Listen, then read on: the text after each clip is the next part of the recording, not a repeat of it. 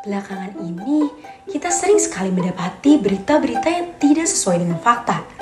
Hal ini pastinya dianggap sangat berbahaya karena dapat menimbulkan suatu permasalahan baru di dalam suatu kelompok masyarakat.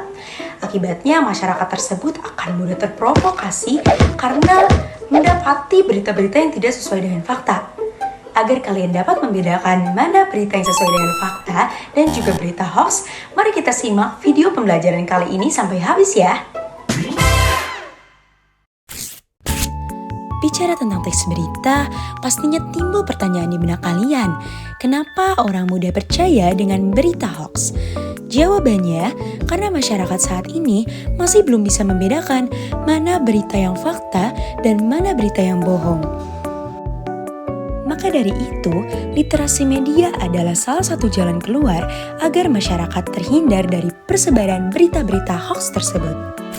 Ketika kalian mendengar kata teks berita, pastinya yang ada di benak kalian ini adalah sesuatu hal yang menyampaikan informasi tentang berbagai fakta yang ada di dunia ini.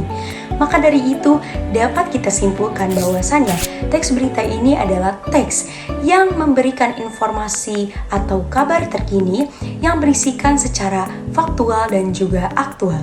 Faktual memiliki arti bahwasanya informasi tersebut sesuai dengan fakta, sedangkan aktual memberikan hal-hal atau kabar yang sedang terjadi atau baru saja terjadi. Tujuan dari teks berita ini adalah untuk memberikan informasi terkini, memberikan sesuatu kepada masyarakat agar lebih waspada dan sebagai dasar untuk pengambilan keputusan. Perlu teman-teman ketahui bahwa teks berita mempunyai beberapa ciri-ciri, di antaranya yang pertama bersifat objektif. Membuat sebuah berita harus objektif alias berimbang. Maksud lain objektif adalah berita tidak dibuat berdasarkan sudut pandang pribadi atau opini. Penulis berita harus memberikan fakta-fakta secara jelas dan tidak bias. Yang kedua, aktual. Kunci utama teks berita adalah aktual atau hangat. Pastikan berita mengandung peristiwa terbaru atau terjadi pada waktu yang relatif singkat. Yang ketiga, menggunakan gaya bahasa yang menarik. Ini bertujuan agar berita mudah dimengerti oleh pembaca dan terhindar dari misinterpretasi. Yang keempat, sumber data valid dan dapat dipertanggungjawabkan. Karena bersifat faktual, berita dapat mencantumkan kutipan atau sumber-sumber yang terpercaya. Yang kelima, memiliki urutan waktu, tempat, dan alur peristiwa yang jelas. Yang keenam, kalimat yang digunakan singkat, padat, dan jelas, tidak bertele-tele. Yang ketujuh, data yang diberikan lengkap, khususnya data penting. Yang kedelapan, memuat unsur-unsur 5W dan 1H, yaitu yang pertama, what artinya apa? Menjelaskan tentang peristiwa yang terjadi. Yang kedua, where artinya di mana? Menunjukkan lokasi peristiwa. Yang ketiga, when artinya kapan? Menunjukkan waktu kejadian atau peristiwa. Keempat, who artinya siapa? Menunjukkan orang-orang yang terlibat dalam peristiwa, bisa korban, saksi mata, atau pelaku. Yang kelima, why artinya mengapa? Menjelaskan alasan terjadinya suatu peristiwa atau kejadian. Dan yang keenam, how artinya bagaimana? Memberikan penjelasan tentang proses terjadinya suatu peristiwa sesuai urutan waktunya. Yang keenam unsur ini kemudian diolah menjadi sebuah teks berita yang terstruktur. Nah, setelah mengetahui ciri-ciri teks berita, selanjutnya ada struktur dari teks berita. Untuk membedakan antara berita fakta dan berita hoaks, kamu bisa memahami struktur teks berita. Di antaranya, yang pertama, ada orientasi berita. Orientasi berita ini adalah bagian pengenalan masalah atau hal apa yang akan dibahas dalam berita. Yang kedua, ada peristiwa. Peristiwa ini berisi inti kejadian pada hal yang ingin dibahas secara rinci dan berurutan. Pada bagian ini harus menjelaskan unsur mengapa dan bagaimana. Dalam penyajiannya, penulis tidak boleh memasukkan opini karena semua harus sesuai dengan fakta yang terjadi di lapangan. Yang ketiga, sumber berita. Sumber berita adalah bagian yang menyatakan dari mana berita tersebut diambil. biasanya terletak di bagian awal atau akhir berita.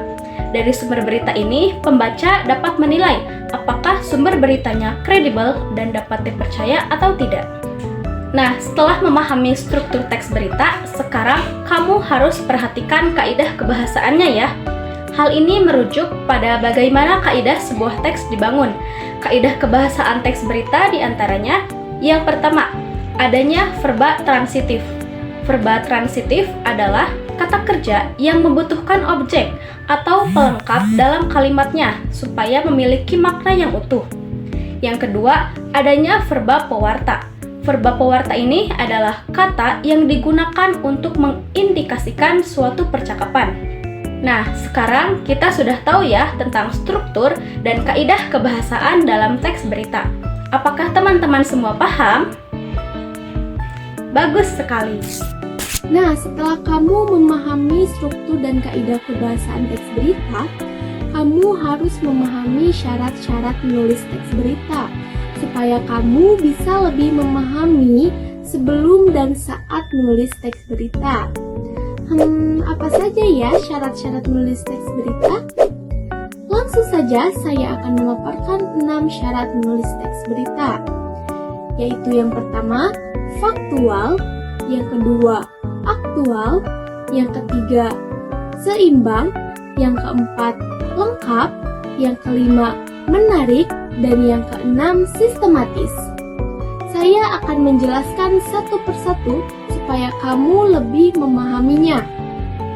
Yang pertama, faktual. Teks berita harus berdasarkan fakta. Jika tidak, teks tersebut tidak dapat dikatakan sebagai teks berita. Yang kedua, aktual. Teks berita harus masih baru atau sedang hangat diperbincangkan oleh masyarakat. Yang ketiga, seimbang. Seimbang dapat dikatakan juga bahwa teks berita bersifat objektif, yang artinya tidak memihak kepada siapapun. Yang keempat, lengkap. Maksudnya, strukturnya harus lengkap menurut 5W1H atau Adik Simba. Yang kelima, menarik. Teks berita harus disertai dengan judul yang menarik agar orang lebih tertarik untuk membacanya.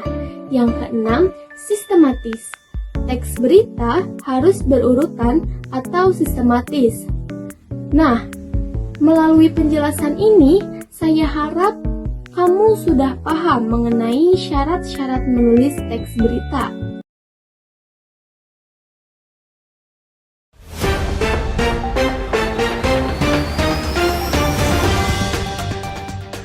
Selamat pagi pemirsa, saya Bulan Hoirunisa. Selama beberapa menit ke depan akan menemani Anda dengan berita yang faktual dan aktual.